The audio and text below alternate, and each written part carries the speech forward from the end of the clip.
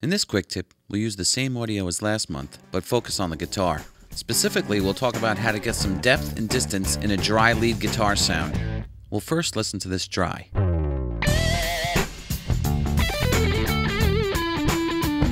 Solo it up. You can hear that it's dry, no effects. But it really needs something. So let's open up an Oxford Reverb to show you a couple of different kinds of sounds. We'll navigate here to the solo, and then we'll open up the reverb. Up here. There we go. Now let's open up a preset. We'll go to the emulations. So you go emulations and you scroll down. Let's choose guitar spring since we're using a guitar sound. We'll go over to the solo channel and add a little send into the reverb. Bring that up. And there is a spring. Let's play that dry. We'll turn that off.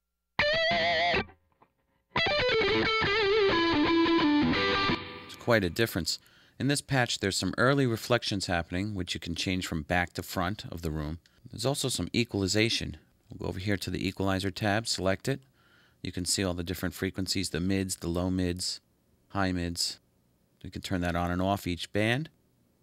Okay, let's play that down. It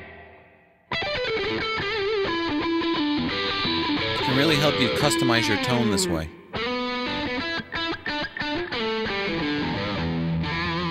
Okay, that's one kind of sound. You can also go up here into the presets, and let's go to a small chamber. We'll load that up, and it's a different kind of guitar sound. Play it down. Add a little more send. I'm going for like an echo chamber kind of sound here. Pull that back a little bit. Let's first change the sound a little bit of the reverb tail. Come over here to the reverb time. Let's add some. You can hear that's a lot of depth and time. We'll pull that back. It's much shorter. It's almost a full reverb tail we're listening to. Let's hear it in the mix. It's pretty nice. Let's mute the reverb so we can hear it dry.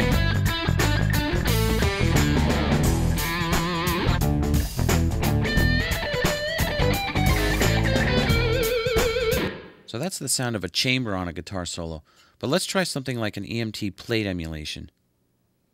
We'll load that in, solo this up again, and listen. Okay, you can hear that's a lot of tail, a lot of reverb time. Let's pull that back.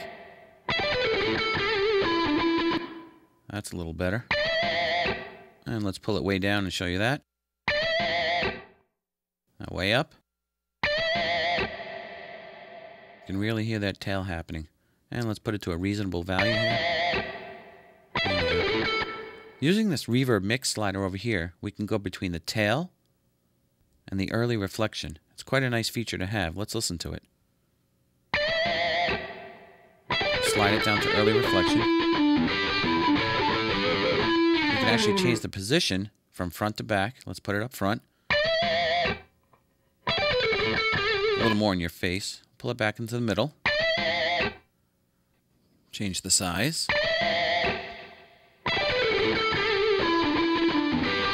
Pull that down a little bit. And we'll put it in the mix. Mute it up so we can hear the difference. There's your dimension. Let's solo that back up and we'll go up and listen to the tail. We can change this time again if we want to. Pull it down a little tighter. We could go somewhere in between tail and early reflection if we want to.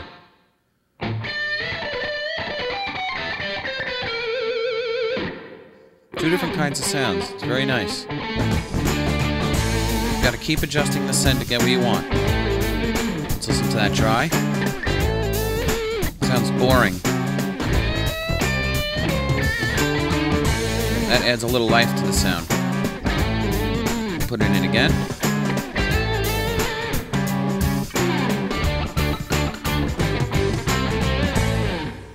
That's just one way the Oxford Reverb can add some nice depth and dimension to a guitar solo.